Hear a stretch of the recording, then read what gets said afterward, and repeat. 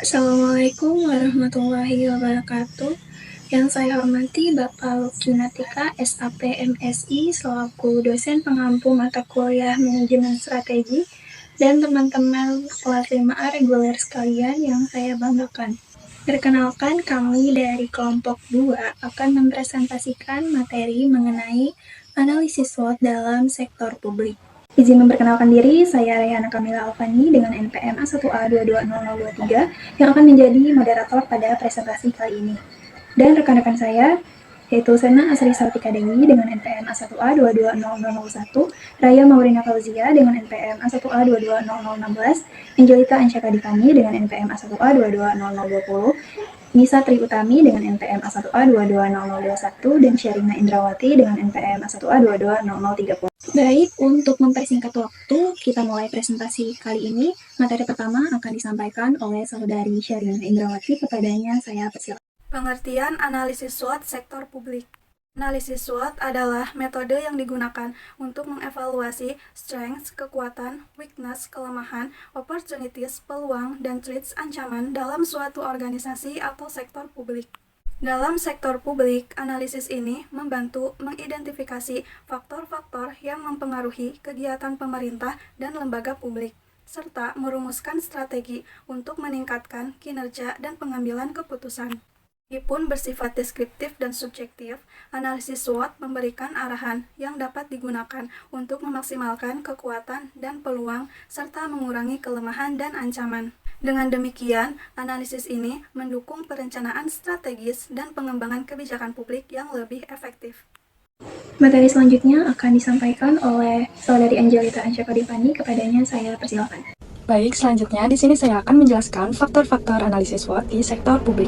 Analisis SWOT terdiri dari 4 faktor. Yang pertama ada strength yang artinya kekuatan, yang kedua ada weakness yang berarti kelemahan, yang ketiga ada opportunities yang berarti peluang, dan terakhir ada threats yang artinya ancaman. Nah, berikut ini merupakan penjelasan dari 4 faktor analisis SWOT beserta dengan contohnya. Yang pertama ada strength atau kekuatan, adalah kondisi internal organisasi yang memberikan keunggulan kompetitif dibandingkan pesaingnya. Kekuatan ini mencakup kompetensi atau keunggulan spesifik yang dimiliki organisasi, seperti sumber daya manusia yang kompeten, infrastruktur modern, kebijakan yang mendukung, kepercayaan masyarakat, dan dukungan dana yang memadai. Mengenali kekuatan organisasi merupakan langkah penting untuk meningkatkan kualitas dan menolong kemajuan organisasi. Setelah kekuatan teridentifikasi, langkah selanjutnya adalah mempertahankan dan memperkuat keunggulan tersebut agar dapat terus memenuhi kebutuhan stakeholders dan pelanggan. Yang kedua ada weakness atau kelemahan, adalah kondisi internal yang menjadi kekurangan di dalam organisasi. Kelemahan ini wajar terjadi, namun perlu diatasi melalui kebijakan yang tepat agar dapat diminimalkan atau bahkan diubah menjadi kelebihan. Beberapa kelemahan umum dalam organisasi publik meliputi lambatnya pengambilan keputusan, keterbatasan sumber daya dan tenaga ahli, ketergantungan pada anggaran pemerintah, resistensi terhadap perubahan, kurangnya transparansi, serta kesenjangan kualitas pelayanan antara wilayah perkotaan dan perdesaan. Kelemahan ini seringkali bersifat sistemik dan membutuhkan reformasi yang struktural, peningkatan kapasitas sumber daya manusia, adopsi teknologi modern, serta penguatan transparansi dan akuntabilitas. Identifikasi dan mitigasi kelemahan adalah langkah penting untuk meningkatkan efektivitas pelayanan, kepuasan masyarakat, dan kredibilitas intuisi publik. Yang ketiga ada opportunities atau peluang, adalah kondisi eksternal yang menguntungkan organisasi dan dapat dimanfaatkan untuk meningkatkan kinerja. Peluang sektor publik meliputi digitalisasi teknologi, program nasional seperti otonomi daerah, kemitraan dengan sektor swasta atau LSM, meningkatnya kesadaran masyarakat akan pelayanan transparan, dan pendanaan internasional. Dengan memanfaatkan peluang ini, organisasi dapat meningkatkan pelayanan, memenuhi kebutuhan masyarakat, dan memperkuat kepercayaan publik. Yang terakhir ada threats atau ancaman, adalah kondisi eksternal yang dapat mengganggu organisasi jika tidak segera diatasi. Ancaman ini dibagi menjadi 3. Yang pertama ada ancaman utama, yaitu ancaman dengan kemungkinan terjadinya tinggi dan dampak yang besar. Penanganannya memerlukan strategi yang serius untuk melindungi keberlangsungan organisasi. Yang kedua ada ancaman moderate, yaitu ancaman dengan kombinasi tingkat keparahan dan kemungkinan terjadinya.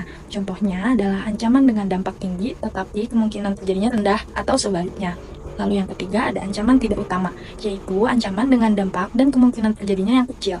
Meski ringan, ancaman ini tetap perlu ditangani untuk mencegah berkembang menjadi ancaman yang lebih serius. Nah, penanganan yang tepat ini bisa membantu organisasi menghindari gangguan pada pencapaian tujuan. Materi selanjutnya akan disampaikan oleh saudari Setna Asri. Kepadanya saya persilakan. Baik, di sini saya akan menjelaskan manfaat analisis SWOT sektor publik.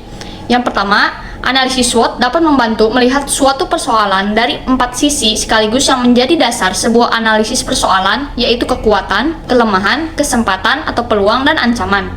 Yang kedua, analisis SWOT mampu memberikan hasil berupa analisis yang cukup tajam, sehingga mampu memberikan arahan ataupun rekomendasi untuk mempertahankan kekuatan sekaligus menambah keuntungan berdasarkan sisi peluang yang ada, sambil mengurangi kekurangan dan juga menghindari ancaman. Yang ketiga, analisis SWOT dapat membantu kita membedah organisasi dari 4 sisi yang dapat menjadi dasar dalam proses identifikasinya, dan dengan analisis ini kita dapat menemukan sisi-sisi yang terkadang terlupakan atau tidak terlihat selama ini. Yang keempat, analisis SWOT dapat menjadi instrumen yang cukup ampuh dalam melakukan analisis strategi sehingga dapat menemukan langkah yang tepat dan terbaik sesuai dengan situasi pada saat itu. Yang kelima, analisis SWOT dapat digunakan untuk membantu organisasi meminimalisasi kelemahan yang ada serta menekan munculnya dampak ancaman yang mungkin akan timbul. Materi selanjutnya akan disampaikan oleh Saudari Nisa Utami, padanya saya persilakan. Tujuan analisis SWOT yang pertama mengidentifikasi kekuatan-kekuatan yang dimiliki oleh sektor publik untuk memanfaatkannya dalam mencapai tujuan organisasi dan melayani masyarakat menjadi lebih baik.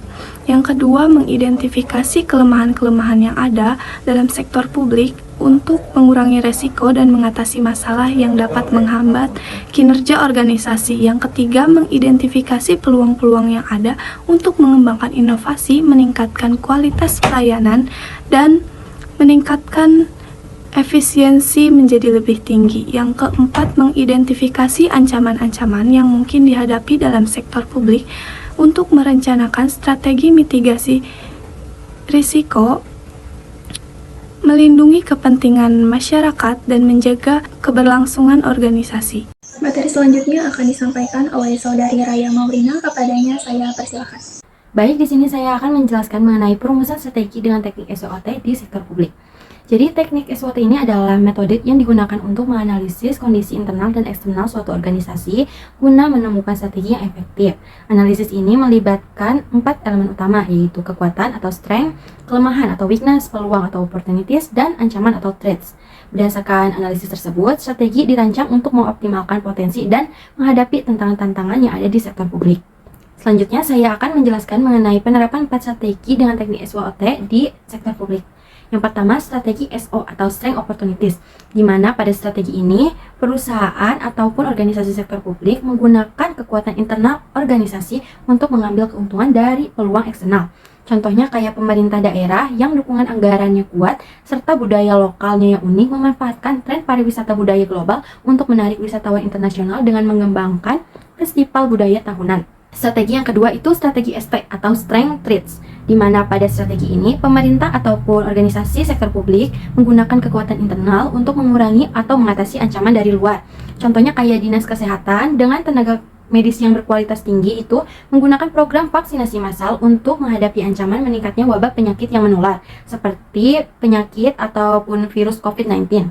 Yang ketiga ada strategi WO atau Weakness Opportunities, di mana pada strategi ini pemerintah ataupun organisasi sektor publik mengurangi kelemahan internal dengan memanfaatkan peluang yang tersedia di lingkungan eksternal. Seperti pada saat pemerintah daerah yang memiliki kelemahan dalam sistem transportasi publik memanfaatkan peluang hibah internasional untuk membangun sistem transportasi ramah lingkungan seperti bus listrik ataupun jalur sepeda. Yang keempat ada strategi WT atau Weakness Traits, di mana pada strategi ini pemerintah ataupun organisasi sektor publik mengatasi kelemahan internal sekaligus menghindari ancaman eksternal melalui strategi mitigasi resiko. Contohnya itu seperti sebuah kota dengan anggaran terbatas dan ancaman polusi udara ini mengambil langkah untuk menerapkan kebijakan pengurangan kendaraan bermotor melalui penerapan zona bebas kendaraan dan promosi carpooling. Pemaparan materi mengenai analisis SWOT dalam sektor publik telah usai disampaikan. Selanjutnya saya akan menarik kesimpulan, yaitu analisis SWOT merupakan alat strategis yang efektif bagi sektor publik untuk memahami posisi dan kinerja mereka dalam menghadapi tantangan modern. Dengan memanfaatkan kekuatan dan peluang serta mengatasi kelemahan dan ancaman, sektor publik dapat merumuskan kebijakan yang lebih adaptif, inovatif, dan berbasis bukti. Pendekatan ini tidak hanya memungkinkan optimalisasi sumber daya dan pengurangan risiko, tetapi juga meningkatkan transparansi, akuntabilitas, serta kepercayaan masyarakat terhadap pemerintah. Implementasi yang tepat dari analisis SWOT diharapkan dapat mendukung sektor publik dalam mencapai tujuan pembangunan berkelanjutan dan memberikan layanan terbaik bagi masyarakat. Sesi demi sesi presentasi telah usai dipaparkan. Mohon maaf apabila ada kesalahan dalam proses penyampaiannya. Wabillahi taufiq wal hidayah. Wassalamualaikum warahmatullahi wabarakatuh.